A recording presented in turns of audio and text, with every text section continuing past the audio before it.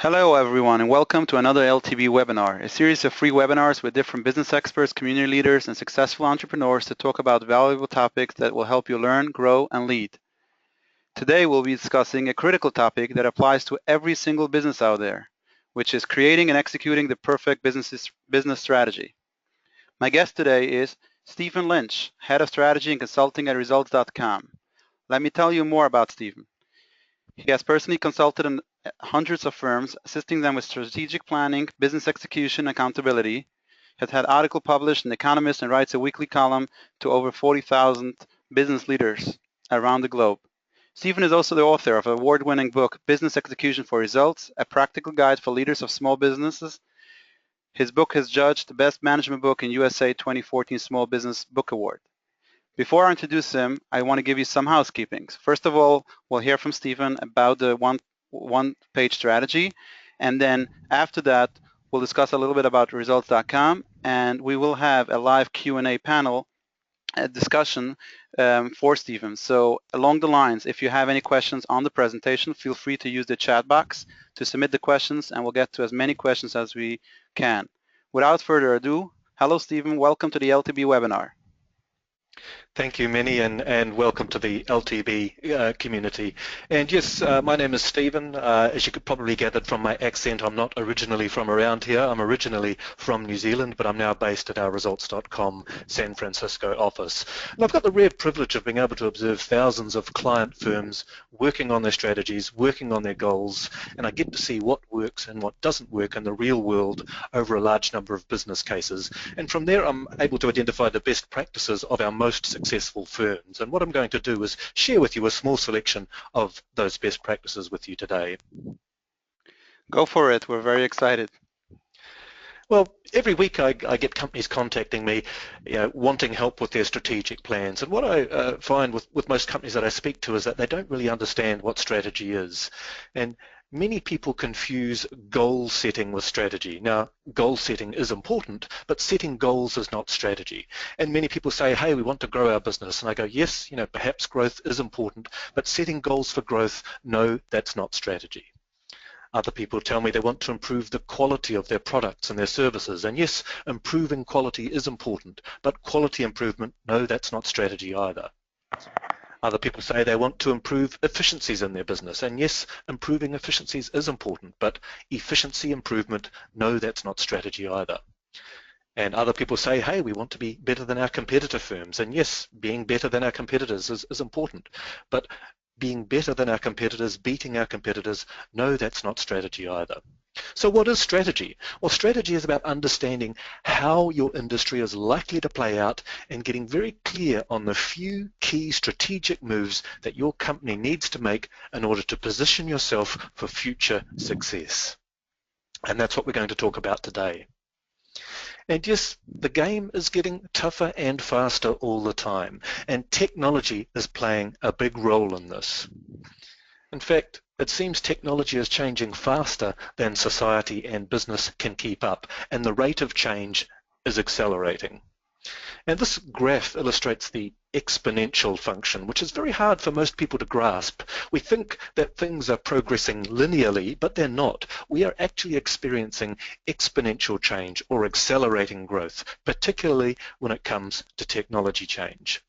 And this is a story that I found that the best way to illustrate the exponential function, and it's the story about the creation of the game of chess. And the way the story goes is that chess was invented by a mathematician by the name of Caesar some 1,000 odd years ago. And when Caesar showed his invention to the ruler at the time, the ruler was so impressed that he allowed Caesar to name whatever he wanted as a reward. And Caesar told the ruler that what he wanted was for the ruler to put a single grain of rice on the first square of the chessboard, and then put 2 grains on the second square, 4 grains on the next square, then 8, and so on. Basically doubling the amount of rice for each subsequent square. And the ruler thought, well, this is a bargain, and he agreed to Caesar's reward. not realizing that if you were to start with a single grain of rice on the first square and then double it until you got to the 64th square, you would end up with 18 quintillion grains of rice. And that's 1,000 times the global production of rice in the present day. And if you want to know how much rice that would be, here's the world's population represented by grains of rice. So here's all 7 billion of us represented by grains of rice right now. In order to honour Caesar's bet, you'd need a pile of rice as high as Mount Everest. Wow. That's the exponential function. It's a challenging concept for people to get their head around, but once you get to the second half of the chessboard, things really start to accelerate.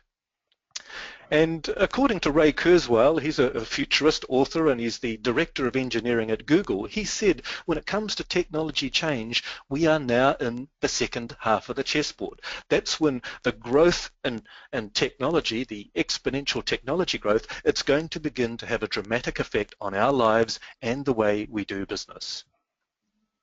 This is Mark Andreessen, the founder of Netscape. He's a well-known venture capitalist here in Silicon Valley. In short, he says software is eating the world. But Bill Gates said it's actually a fantastic time to be entering the business world because business is going to change more in the next 10 years than it has in the last 50. So there's going to be lots of opportunities for those of us who are able to understand those opportunities and those of us who are able to grasp those opportunities. Now, Charles Darwin didn't say it's survival of the fittest. Here's what he actually did say. It's not the strongest who survive nor the most intelligent, but the ones who are most responsive to change. So we need to understand what those changes are, and we need to make sure that we respond appropriately. In order to do that, you need to operate with what I call dual vision, D-U-A-L, dual vision. You need to have one eye looking through the microscope, that's improving what is, but you also need to have one eye looking through the telescope, that's looking out to the future on the horizon, and that's about creating what will be. And most companies that come to me, they're pretty good with the first part. They're pretty good at looking through the microscope, improving what is. They're pretty good at choosing projects to improve what they're currently doing as an organization. But where many of them struggle is creating what will be, which is setting your company up for future success. And in some cases, that may mean that you need to do something very different to what it is that you're doing right now. And that's a real paradox, isn't it? But that's the key to effective strategic leadership, being able to improve what is whilst simultaneously creating what you need in order to succeed in the future. And many companies struggle with this. They keep doing what made them successful in the past, but they underinvest in what they will need to do in order to be successful in the future. Now, here's Professor Phil Kotler from the Kellogg School of Management, and he explains this concept really well. You see, we need to operate with both short-term and long-term vision. In the short term, it's about projects related to improving our current business. That's great. Most companies get that. But here's the challenge.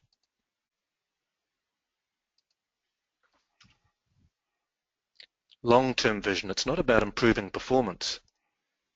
It's about forgetting the past and reshaping your business to compete more effectively in the future. And sometimes that may mean doing something very different to what it is that you're doing now. So strategy needs to encompass both the long term and the short term. And as Manny said at the beginning, we recommend that you capture your key strategic decisions all on one page. We call it a one-page strategic plan. And there are many different versions of one-page strategic plan out there. They all have their benefits. And this is the format we currently use for our clients at results.com. And what it contains is a number of built-in video workshops that I've recorded to help our clients work through the decisions that they need to make. And this plan and the video workshops are available to you now from our website. You can access these workshops anytime you like. But what we think it's important to do is to be able to share your strategy with everyone in your organization in a simple, easy to understand format on one page, because in order to engage and align your people, you want them to know who you are as an organization, why you exist, where you are going, and how you plan to get there. And these are the key sorry, you're going to say something? Yes, so let me ask you just a second, as a business owner myself, and we all know that we all want to buy more time because we can't have enough of it when we wake up every day. We have so much on our plate. So we're talking to small business owners, medium-sized business owners, or even bigger, companies, executives from larger companies. Let me ask you, we know that we have so much on our plate currently, and then you're saying that strategy means focusing on the future.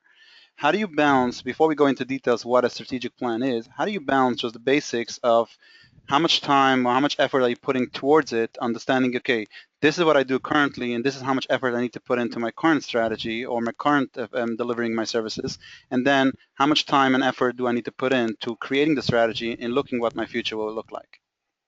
Yeah, it's a good question, Manny. In terms of, if I was to look at it in terms of percentage of time, I've usually found the 10-70-20 rule works well. We need to carve out 10% of our time to be focusing on the future, getting really clear on what we need to do first of all, but 10% of our time focusing on creating what will be.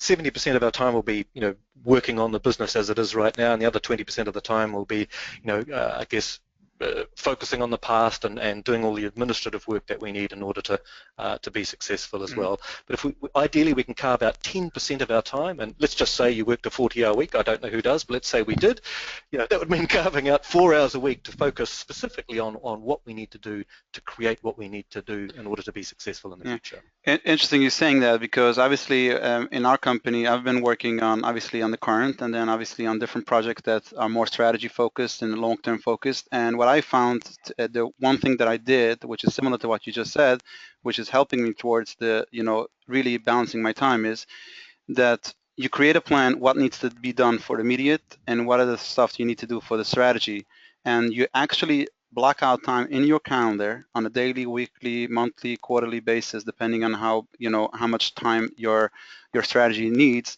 And that focus time is only set up for long-term, bigger picture priorities on moving the company forward.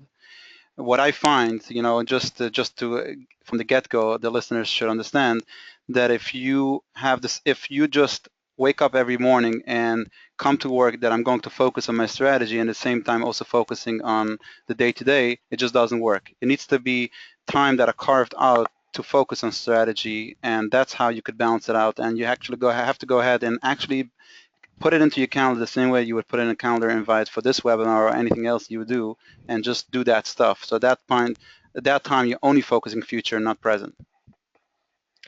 That's a great, and I guess getting really clear on what is important for the future will help inform what we need to do in the present as well.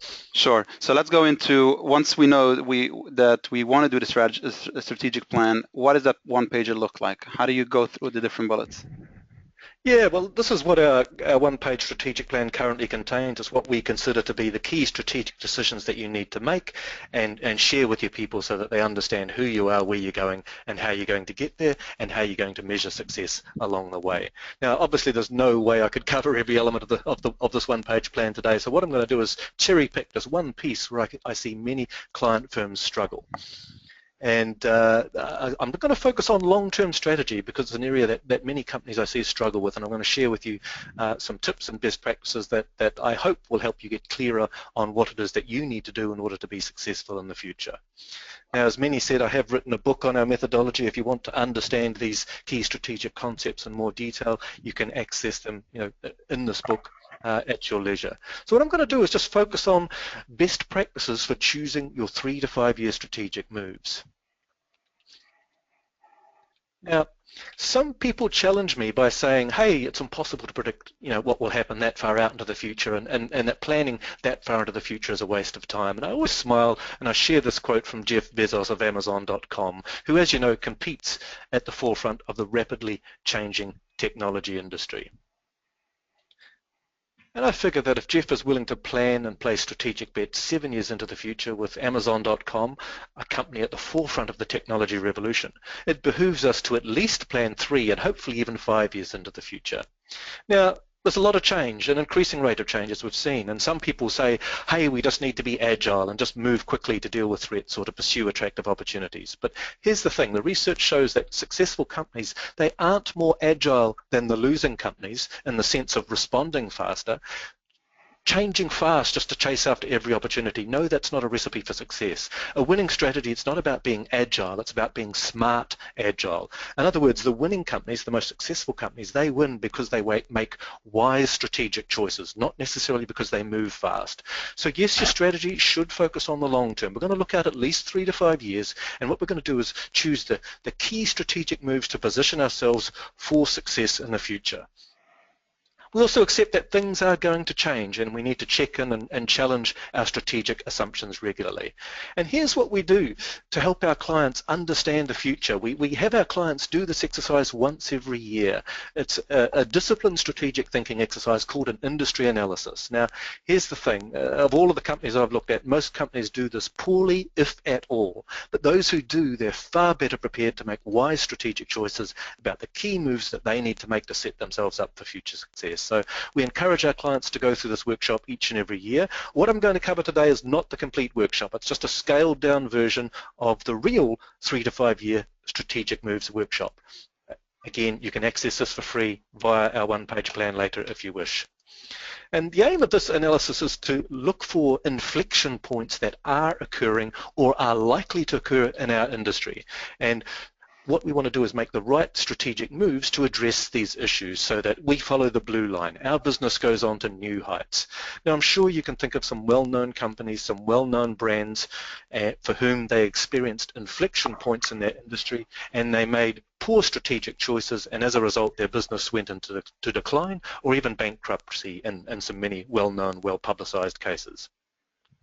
And when I'm in the room working personally with client firms, I usually hear names like Kodak or Borders bookstores or BlackBerry or Blockbuster Video. Those companies, very successful companies, well-known companies, they did some great things that made them successful. They dominated their industries, but an inflection point occurred in their industry which they missed, or they made a poor strategic choice, and as a result their business went into decline. Stephen, just an interesting point to share. I've met a former executive of Kodak recently, and he shared the following, which is even more mind-boggling. Kodak at one point actually bought off a small Israeli company which was focusing on digital photography, and they basically started going into that industry.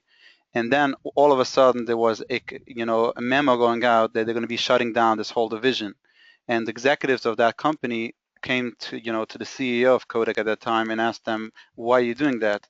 The words that he said is, I feel digital photography is a fad. It's going to come for a little bit. Some geeks will work with it, but everybody wants to have a physical film in their hand. And therefore he was firm with his decision. So not only that he didn't adopt, he actually killed a division, a company that they bought, which started working in that space. Whoops, yeah. It's really hard when you've done something that's made you successful for so long to actually change or adapt, as you say. And sometimes it means cannibalizing your old business. Sometimes it means you actually have to create a separate business that operates independently so that it can grow unimpeded. Cool. Yeah. And the questions that I'm going to take you through, and again, it's just a scaled down version of the workshop, it's the exact same questions that we ask ourselves as a company and that we ask our clients each and every year. And there's a great story attributed to Albert Einstein that I really like. Now, I don't know whether it's true, but I like the story because it illustrates a great point. And the story goes that in his latter years, Albert Einstein was teaching a physics class, and it was the end of the year, and they were the second year students, and he gave them the exam at the end of the year, and the second year students looked at the exam and they said, Albert, this is the exact same exam that you gave us when we were first year students. And they thought perhaps he's getting a little bit old and perhaps he's starting to lose his marbles. And he said, no, the questions remain the same. It's the answers that keep changing. And I guarantee each and every time you go through this exercise, the questions will be the same, but your answers will be different. And that's the power of going through this analysis exercise each and every year. Because what we want to do is leave no stone unturned. Perhaps when we overturn that stone, a nasty threat slithers out. It's okay, so what moves do we need to make to address that threat? Or perhaps when we overturn that stone, we discover a jewel of an opportunity. That's great. What moves could we make to pursue that opportunity? And the framework we use, I'm sure many of you are familiar with it. We start off by using Michael Porter's 5 competitive forces that shape industries. And it's a strategic thinking framework that has stood the test of time. And I must confess that when I studied this at university, it all seemed very abstract and theoretical to me, but it wasn't until I got out into the business world and started working with lots of client firms and using this framework that I just discovered how powerful it is and how I use it every day. Now, many companies, when they go through this analysis with me in person, they say, hey, Stephen, I honestly don't know when I ask them some of these questions. And that's good that you're honest. Admitting that you don't know opens us up to learning. But if you don't know how to answer any of these questions that I'm going to put in front of you today, you do need to know. So make a note to yourself about what you're going to do to find out this information. First of all, we need to look at our current competitors, our existing competitors. We need to understand who they are, and by that I mean the key players. They're the companies that you see out there in the marketplace right now competing for the same customers. Your customers are comparing your offering to their offering. Now, you might think you're superior to these competitors, but they are valid competitors, and the signs are there that they probably will be solid competitors in years to come as well. Now, I'm not saying we should let our competitors dictate what we do in the marketplace, but we absolutely should understand who they are and get some good market intelligence as to what they are offering right now and also what moves they're planning to make in the future. So the first question we ask our clients is, well, who are your key competitors and what moves do you think they're likely to make, and can you see any threats or opportunities arising from that? The second thing we look at is new entrants, the threat of new entrants, and here's an example here which I'm sorry to interrupt a second on the if you go back a second to the slide. So basically you're telling the audience that if they want to go through the exercise, really take a pen and paper, identify who are those key competitors, correct? Yes, correct. Yeah, and what I always tell business owners is that be a customer of your competitor. Actually go on their website, sign up on the email address with the email list and see what they're doing, because sometimes it gives you a good insight where that company is heading. What I always say in the same time is make sure that you don't blindly follow what they do, because they might never, maybe they have no clue what they're doing. So now we're going to have two companies doing the same, not knowing what they're doing. So just focus on what they do, and then obviously see how it aligns with your strategy or how you want to differentiate yourself. That's about it, what you're doing, not just trying to copy somebody, not knowing if they know what they're doing. Fully agree, and I love that. Absolutely, become a customer of your competitor, but also interview your customers who are perhaps working with your competitor firm sometimes, or even interview customers of that competitor firm to find out why they chose that product and what that company is looking to do in the future. Cool. So let's move on. Okay, we also need to look at the threat of new entrants, and here's an example where I'm sure you've seen this play out. We had the incumbent product, Microsoft Office. We had the new entrant product, the Google Apps suite of Office productivity tools. So here's what typically happens. So what are you seeing with that? You're seeing who could enter your market? Yeah, and here's what typically happens. And Professor Clayton Christensen of Harvard, he showed how typically when a new entrant enters the market, they often enter at the low end. And as you can see here, as illustrated by this graph, you've had Microsoft Office, the incumbent product, lots of performance, lots of functionality, lots of features. It certainly met customers' requirements. And over time, the incumbent product gets more and more features and gets more and more advanced. In fact, it has sometimes even more features than we know how to use. When the new entrant product comes out, it usually services the low end of the market. It's usually a cheaper, inferior product. And the incumbent product looks at it and goes, well, we're way better than that product. Why is anyone ever going to want to use that? Here's the thing. There is a section of the marketplace who does want a cheap product, who doesn't need all the options. But here's what you've got to be careful of. That cheap, inferior product that you're looking at out there right now, that cheap, inferior service, over time it gets better and better, and if you're not careful, very soon it can drive a wedge underneath you and meet most customers' requirements. So that's the threat of new entrants. Be very careful of a cheap, inferior product coming in at the low end and getting better over time.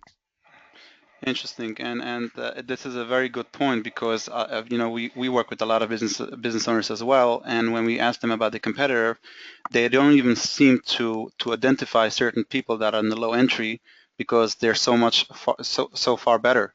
But ultimately, yes, those people grow up with time, and all of a sudden the gap comes smaller. Yes. Yes, and they often service a section of the market that you aren't really focusing on right now, but Mhm. beware as they land and expand that they don't drive a wedge underneath you and start taking market share from you. And I think what people on the call could identify over here, which the customer's requirement, we could think our product is that far better than the competition, but the customer requirement is just smack in the middle. Yes, So it's up for grabs on both sides of the aisle. yes. Cool. And we saw it play out in automobiles. We had the American automobile manufacturers. We had the cheap new entrants, the Japanese automobile manufacturers that came in several decades ago. And they were cheaper, inferior products to begin with. But over time, their quality got better. And before you knew it, they were world-leading, world-class products. It's happened more recently with the Korean automobile manufacturers. A decade or so ago, they were cheaper, inferior cars. Now they are, world-leading, world-class products. Beware the threat of new entrants. So that's another question. What new entrants could disrupt you? What threats or opportunities do you see? What actions could you take to address those threats or opportunities?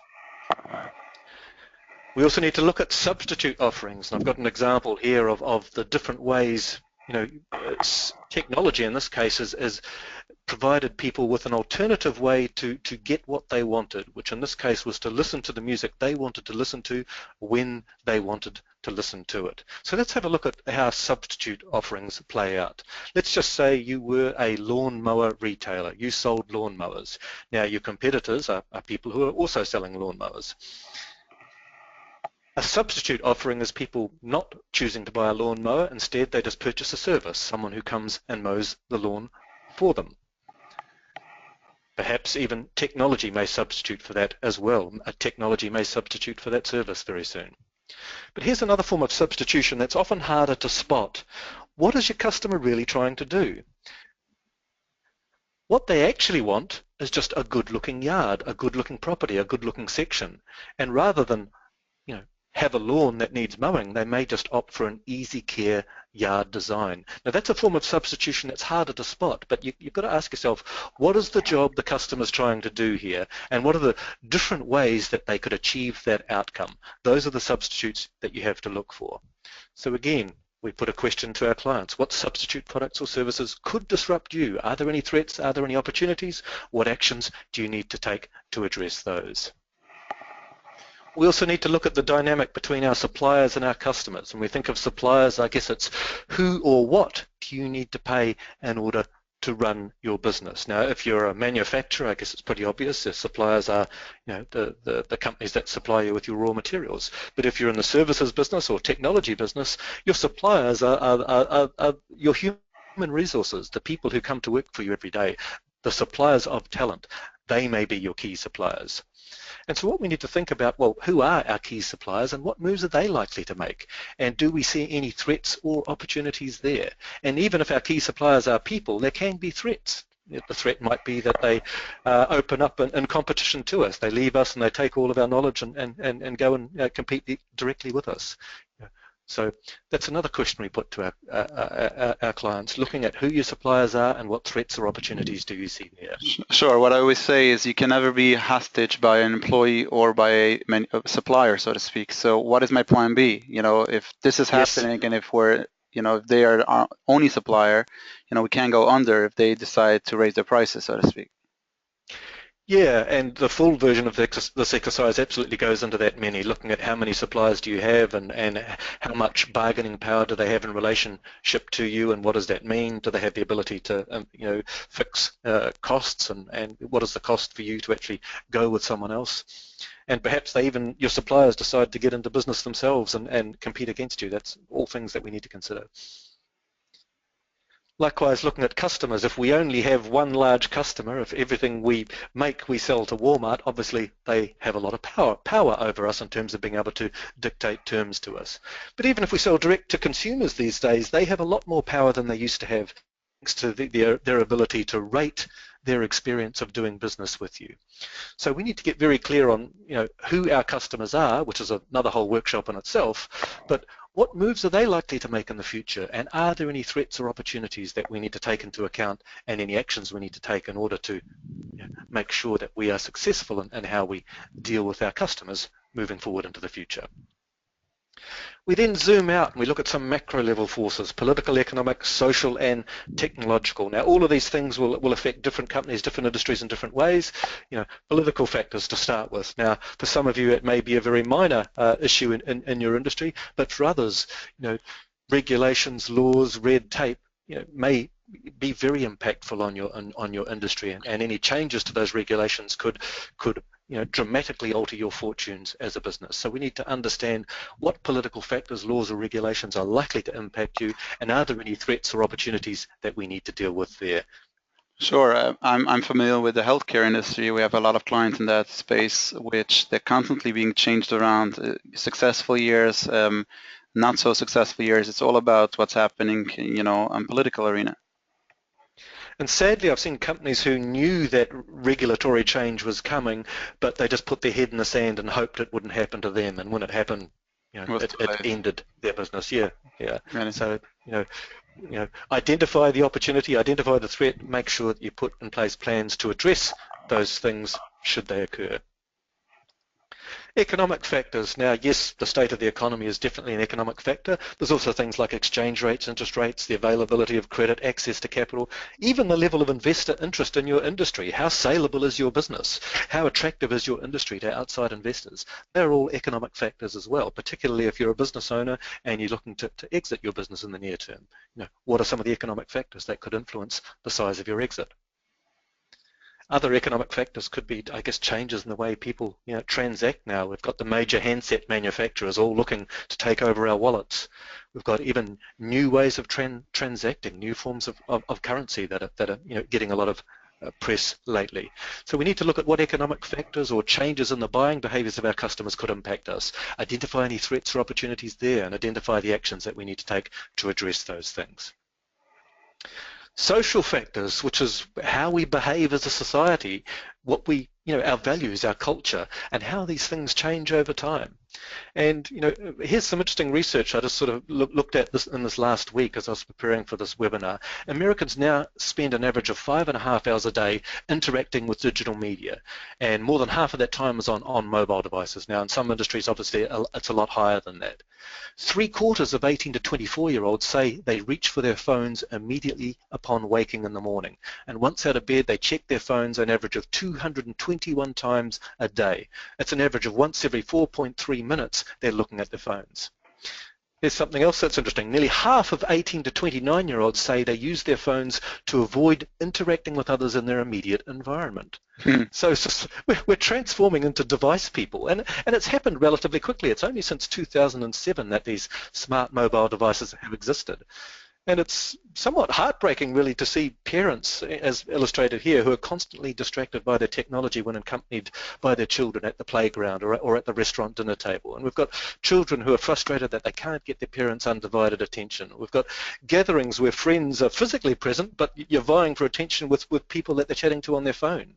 We've got classrooms where the professors are gazing out into the sea of people who are multitasking on their mobile phones and perhaps not really listening to what the teacher's saying. And here's something really scary. A recent study showed that there's a 40% decline in empathy scores among college students over the last 20 years. So a 40% decline in empathy. So what does it mean, the shift in the space of a few short years, where we've gone from a society in which people walk down the street looking around to one in which people walk down the street looking at these machines? Yeah, so to bring it home, I think we have this discussion with clients all the time, and the typical conversation, let's say from a retail business owner, we'll talk about digital, or we'll talk about Google listings, local listings, so on and so forth. He says, well, I'm a brick and mortar company, but you could still be a brick and mortar business. I'm not talking about the online versus brick and mortar retail, but those people are finding you through those channels. Meaning to say, if somebody wants to find the most local shop that sells this and this gadget or whatever, they'll make that search and then still come in. They need it today. You might not compete on the sale itself, but they'll do that search. Or actually finding a plumber, instead of going to Yellow Pages, they'll go online and find the most quickest plumber that could fix my problem.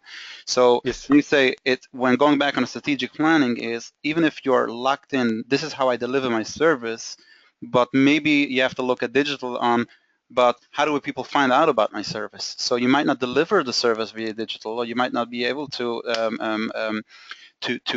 move into e-commerce. I'm not talking about that space. Even if you don't want to move into e-commerce, you want to stay at brick and mortar, but maybe people have to just find you. The sales part is happening on that side.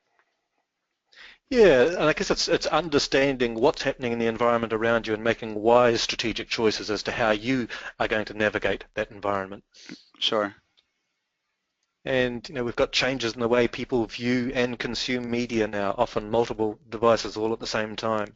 We've got changes in terms of what's acceptable and what's unacceptable in terms of how we treat the environment. We certainly saw that play out recently with Volkswagen, with their emissions cheating.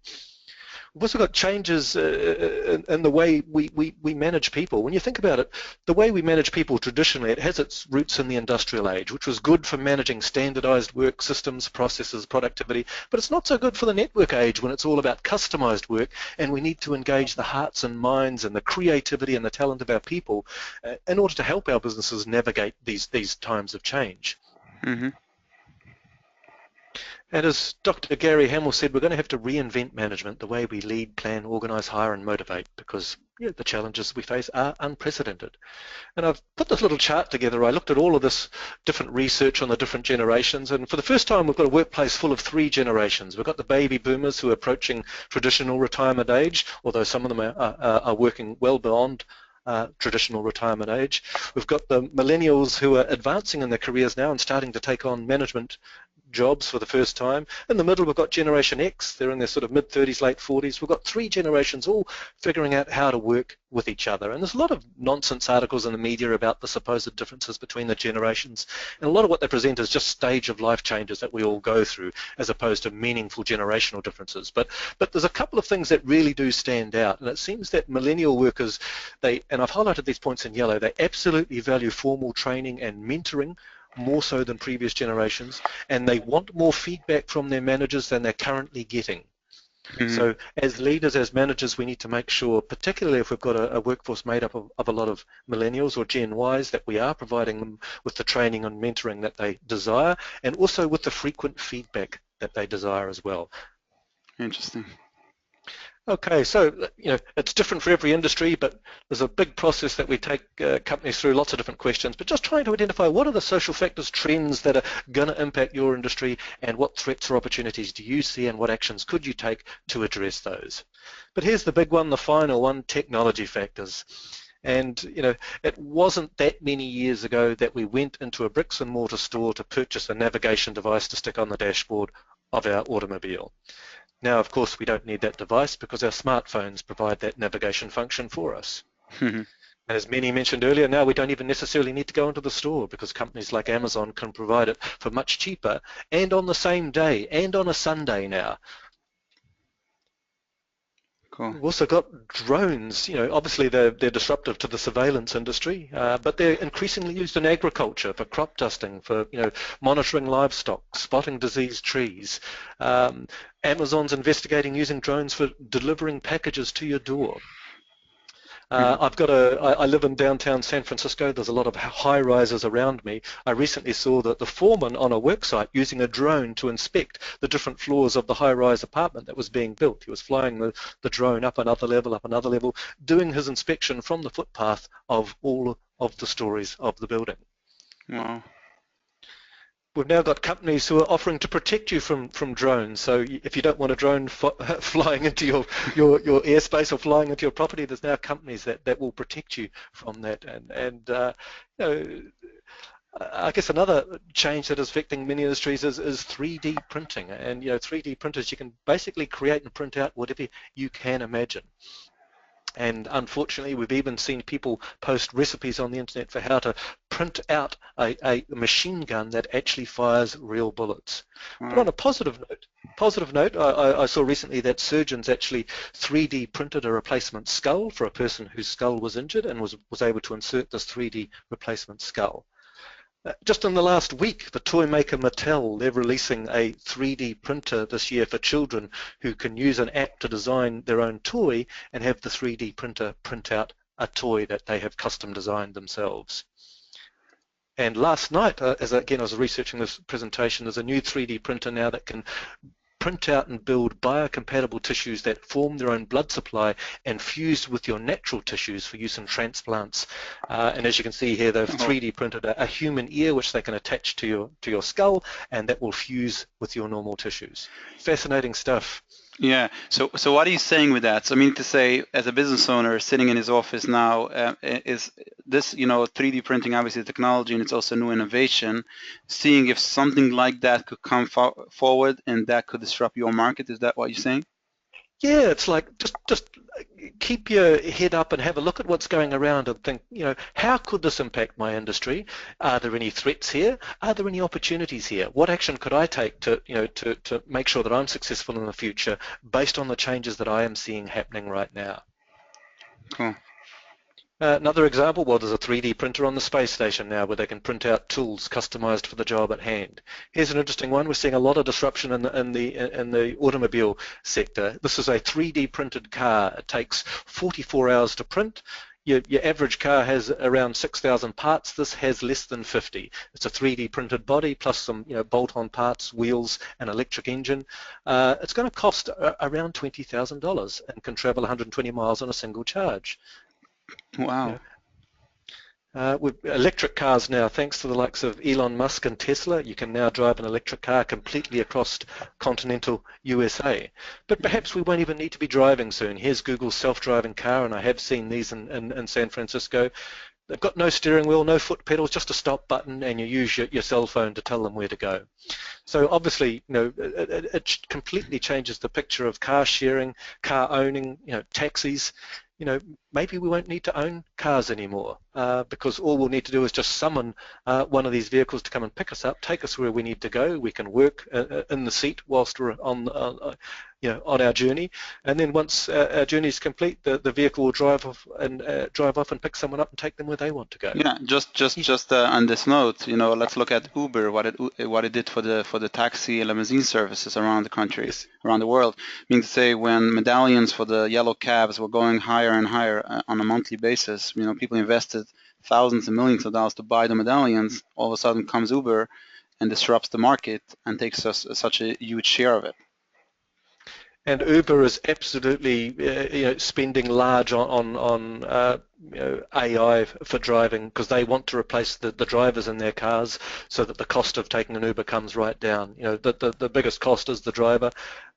When they replace their drivers with self-driving vehicles, it's going to be so much cheaper to use an Uber than it is to own a car. And let's face it, our cars spend 90% of the time parked. Sitting in a park, sitting in a driveway, not being used. It's not an efficient use of assets. Cool. This year, this is a large mining company in Australia, Rio Tinto. These trucks do not have drivers in them. Already it's happening. These trucks are driving around the mines, getting filled up, taking the loads to other parts of the mine. There are no drivers in these trucks. Here's a truck in Nevada. The law says the driver has to be there, but he's not driving this truck. And it is legal for these large trucks to be driving themselves in Nevada now. Wow. In the workplace, here's Baxter, a $20,000 robot. It's used in manufacturing or warehouse environments. Baxter can work safely next to people. And when you think it's going to cost $20,000 to install Baxter in your warehouse or packing department, it doesn't take long for you to see that that's going to be cheaper over time than an employee. And it's not just packing and warehouse jobs that are being disrupted. They estimate that up to 80% of what doctors do will be replaced by machines this decade. Now, it doesn't mean that we won't need doctors anymore, but what it does mean that what doctors do will be very different moving forward. So it's a big one, and there's a lot of facets to this, but we really do need to understand what technology factors or changes are likely to impact our industries and get really clear on the threats or opportunities that lie before us and what actions we could take to address those. Mm-hmm. And when you go through this exercise, and again, this is just a scaled down version of it, you're going to come up with this big, long list of action items and things that you'd like to do to address these threats and opportunities that you uncover. And that's fine. It's great that you identify these things, but you can't do it all. And you can't be all things to all people. You can't do it all. And Michael Porter of Harvard, he talks about the importance on getting very clear on what you're not going to do. Strategy is all about trade-offs. It's getting very clear on what you're going to say no to. So many companies, they say we've got this big long list of things to do. It's really important that we whittle that list down to the most critical things that are going to make the biggest difference. Mm-hmm. You've got to focus. You see, you mentioned earlier, Manny, you can't do everything. You've got to free up people, time, and resources to pursue the small handful of things that are going to lead to your long-term success. And I often say to clients, you've got to prune the rose bush in order to create beautiful blooms. And I ask clients, well, have you got any products or services that you know are going to be less relevant in the future? Or have you got any projects that have just never quite seemed to fulfill their original promise? Maybe we need to look at scaling back or eliminating those things altogether.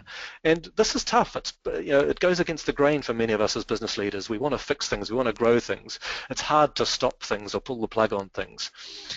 But that's the key to effective strategic leadership. Business execution, it requires courage. It's all about getting really clear on what you're not going to do. It's about getting clear on your stop list. And it takes real courage to do that. But ultimately, when it comes to strategy, as I said earlier, it's about understanding how your industry is likely to play out, getting very clear on the few key strategic moves that your company needs to make in order to position yourself for future success. And we're with Jeff Immelt here. This is Jeffrey Immelt, the CEO of General Electric. He says if you can't clearly explain the top 3 things you're working on, then you're not leading well. And that's what we do with our clients as well. We say, what are the top 3 things that you're going to need to do over the next 3 to 5 years that are going to lead to you being successful in your industry based on the analysis that you've just done? And we capture those items on our one-page strategic plan. And there's one little test that I do just once clients come to me with their decisions. I say, take a look at each strategic move that you come up with. And I say, I'm going to put it through my Sniff Test now. And for each move that you have captured, I'm going to ask you, could you do the exact opposite of that, and would that also be valid? If doing the opposite of what you've just said would be stupid or nonsensical, then it's not really a strategic move at all. There's no trade-off there. It's just simply a table stakes requirement for doing business, and it's likely to be something that your competitors will do as well. A strategic move should be something that would help you establish a competitive advantage. It should help you establish a category or a niche in your industry where you can genuinely claim a position of leadership, genuinely claim a meaningful point of difference. A strategic move should make it really clear what you are going to do and also what you're not going to do. And this is where I see many companies fail at their strategic planning.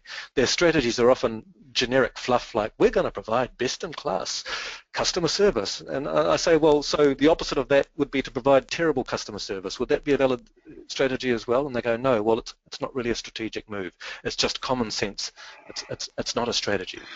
Yeah, I like very much your last point, because a strategic move means something that it's basically an aha moment. After my research, after my discovery, we need to move south. We need to start doing the service. Like I've seen a lot of companies going from service to product to service, going into a new niche, only zooming into a certain industry.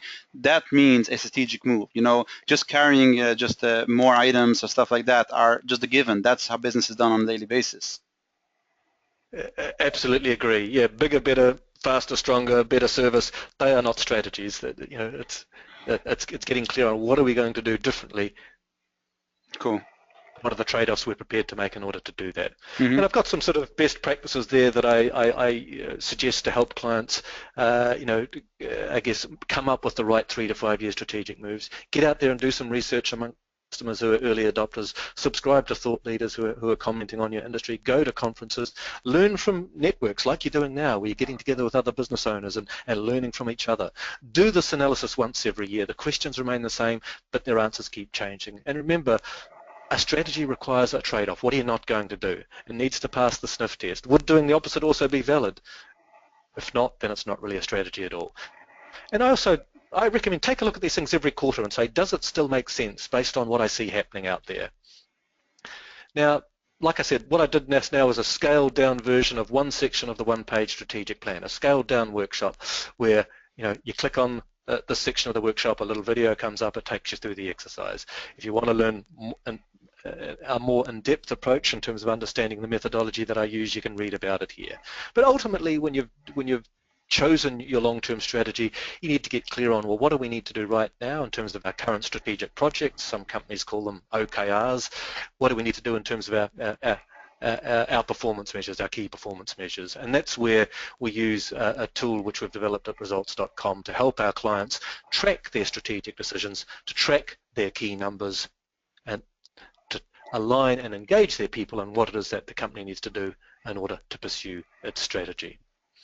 And I just thought I'd pause here for a second because Minnie was going to talk briefly about what it is that we propose to offer. Sure. So obviously there's a lot of questions coming in, and keep them coming. And we're going to we're going to take a few minutes. Where I know that it's a little late, we'll take a few minutes to answer some of the questions. But I could tell you that results.com was a sponsor at our recent LTB summit. And we were very impressed with the software and a lot of free content that results.com has to offer on their website.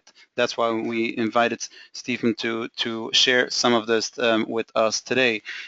This is something that does not take an hour, it takes a lot of time. So I do recommend going to results.com/LTB, figure out from a demo to the software, which they have a software that helps you actually on a regular basis managing this on a daily basis. But more importantly, even just for the free content, there's a ton of content on that site which goes through videos, tutorials, spreadsheets and stuff, because they are focused, zooming in and helping people create that strategy and ultimately manage that strategy. So I would highly recommend everybody to visit results.com/LTB to sign up for, free of charge, to signing up on seeing what's happening on their side and seeing what else value you could get out of the system. Do we have some time to go through some Q&As? Absolutely, and just to add to what you said, Manny, Sure. Yes, you can absolutely access that online one-page strategic plan. You can access all those video workshops for free. If you can also get a demonstration of our results.com software, which is a management dashboard to help you track your projects, track your key performance indicators, align and engage your people. If you like the software and you want to pursue the software, we're offering a 25% discount for LTB community members. Absolutely, and we'll be sending out an email to the audience as well with the offer. But again, as I said, it's a very important thing. The reason why we invited you today is because in our company, we have done it the last few years as we were getting more, obviously a company grows, and we always say, and in my terms, I always say it's very easy to grow a business. It's very hard to manage the growth. And when you manage the growth, when the company gets to the level, there's multiple people and you have a lot going on, having the right strategy in place and understanding where you're focused and where you're going, that's where it really comes into play. Stuff like what you're saying, the one-page strategy. And I like the concept of one-page strategy because, sometimes you go to courses and it becomes very overwhelming and everything becomes such a big rock to turn that the business owner is just not capable of actually doing it. If you have a strategic one-pager, you're able to play around with it and just get a version. I always say version 1 is better than version none. Just get something going, and then you could quarterly review it and perfect it as you go along. So it doesn't have to be a perfect version as you start doing it. So check out results.com/LTB. Let me get to a couple of questions. Sure. Some great questions. I apologize, we will not get to all of the questions, but we'll pick some of them that are pertaining to everybody. One question that came in multiple ways from different different listeners is how much is this a business owner doing it himself? Is this the business owner doing it with his key employees? Is this a business owner doing it with an outside consultant? What are your best practices dealing with so many business owners? What is the best approach to go about it? Yeah, I recommend engaging a core group of people around you where you've got the people whose input you would value into the strategic decision-making process. And you can sit down, and go through these workshops as workbooks as well, discuss the questions and concepts that are put to you and come up with your own decisions and align to those decisions. And you can cascade those decisions down to the wider organization. If you want a consultant to challenge those decisions, that's great, but you can absolutely do it yourself. But I recommend don't do it alone. Involve your key decision makers with you. Okay, and I want to touch a little bit on the KPIs because that was something that I feel is very important. Obviously, we didn't get to it on this call, which KPI stands for, on the call, is key performance indicators. Meaning to say is when you create a strategy, just to explain, Stephen, to the audience, where does the key performance indicators come into play when you have a strategy? Yeah, in fact, I could have done a whole workshop on key performance indicators alone, but key performance indicators are the key things that you measure that drive the execution of your strategy, that drive your current operating model. You know, it's like, yes, results are important. We want to track and measure results, but what are the activities that drive those results? What are the effectiveness measures that drive those results? And it's identifying those numbers and tracking and measuring them and looking at them daily or weekly, discussing them every week, discussing them every month, making sure that these numbers are where they need to be and taking action if not. Cool. And another question that came in is how much, sometimes you have a company that's just not doing that well, and strategy, we never had a strategy and therefore it's not doing well. You would suggest a company to pause totally operation and re-strategize, or you would say continue doing what you're doing and in the sidelines start doing the strategy and the planning process? Great question. Yeah, you've got an operating model right now which may or may not be working as well as you'd like, but obviously you need to to pay the bills and keep things going. So continue doing what you're doing, I say, but work on your strategy in parallel. What we would do is carve out a little bit of time so that we can get clear on what the future looks like. Get clear on what your vision for what your company to become looks like, and then strategize what we're going to do to get there. But we would do that in parallel. You've absolutely got to keep paying the bills and keep doing what you need to do in the meantime to keep your operating model alive. Okay, and this question is more of a challenging. If the business world is changing so fast, as you mentioned, is it feasible to project for 7 years from now? Yeah, I'd ask Jeff Bezos of Amazon that, and he's still willing to forego profits in the short term in order to become globally dominant in the long term. And I guess the trap most of us fall into as business leaders is just trying to do more of what we're doing better. Now that's good, that's important, but that's just optimizing what is. As many said earlier, we need to carve out some space to think about, well, what do we need to become in order to be successful in the future?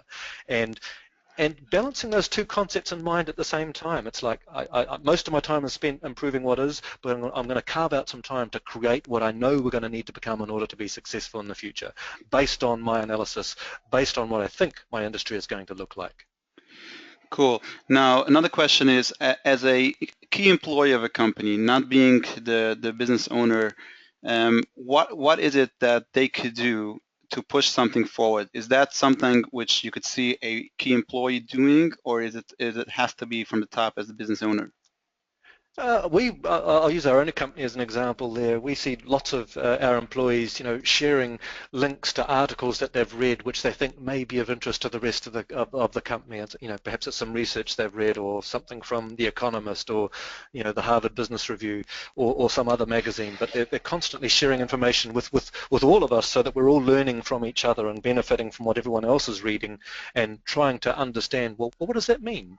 Does that mean anything for us? And do we need to take any action as a result of what we've just read? And this one is also an important question. I've spoken to so many business owners about it. Is when you have actually, basically, let's say you did this strategic planning, and you could go three different ways. Let's take the Costco versus the Whole Food. The cheap model versus the expensive model, whatever it is. What drives you to make a decision where I'm going with my company? Meaning to say, technology, okay, let's say your threats, the competition, all the different things that what we shared and what we didn't share, which was just so robust. But ultimately, is it a underlying passion that a business owner has to say, I connect more to this versus that, or is it only what the future predicts? Oh, yeah, that's a tough one. I mean, ultimately, you're placing a strategic bet. You're placing a bet on what you think your industry is going to look like in the future. And yes, you've got to be passionate about what you do. If you're not passionate about it, it's going to be very hard to see it through. So your passion is absolutely important. But based on your analysis, you should be able to say, yep, I can see that this is the way we need to go. We'll review this decision, but we're going to commit to this decision, and we're going to align everyone's activities to carrying this decision out. Cool. And another question that came in is, which basically what you started off, that strategy planning is not goal setting. We all know that goal setting is also a key important part. How does goal setting play a role part of the strategy? Yeah, I mean, let's just say we got clear on the big moves we need to make over the next few years in order to be successful. It's like, well, what could we do in the coming 3 months or the coming 6 months to to start moving in that direction? Let's set a goal around that. Perhaps we can start a project now that's going to move us part way on that journey. So the goal setting comes out of getting clear on your strategy first, then you can create goals to start executing that strategy. Cool. So a lot of more questions, but I think I'll finish with the last one. Stephen, when we have so much on our plate to do, it is really important to carve out time to do strategy. So that's a question that came in. You need, it's a discipline. You just need to do it. You need to say, hey, once a quarter we're going to stop for a day and we're going to review and discuss our short-term strategy and our progress to date. Once a year we're going to stop for a day, maybe even 2 days, and actually think about the future and what it is that we need to become. And you just need to schedule those things in the calendar and make them happen. And those companies that have the discipline to do that, they are the ones that are the most successful in my experience. Correct. And what I will end is that we do a lot of strategy in our companies, in the different companies that I'm involved with. And like I said, it's carving out time where you focus only on priorities and only on strategy. And it's also what I would say for business owners, not everybody has the capacity to do strategy, but if you really look good, you look inside your organization, some of you will find the right person that could rise up the leadership position where you could bring him into your circle and say, you know what, I have this project. We're going to start focusing on strategy, and do you want to help me lead this process? Lead me this process, and then all of a sudden you become like a team where you could focus time out of the office, in the office, or whatever it is, and start doing the exercise. And I think it's for us internally, and I've seen companies really shift course, come up with innovation, come up with really strategy and execute on different fronts only because those conversations happened. If you don't do it, nothing will happen by its own. But if you start doing it, just do it. And like I said, version 1 is better than version none. Or what in a different words is, don't let perfection get in the way from progress.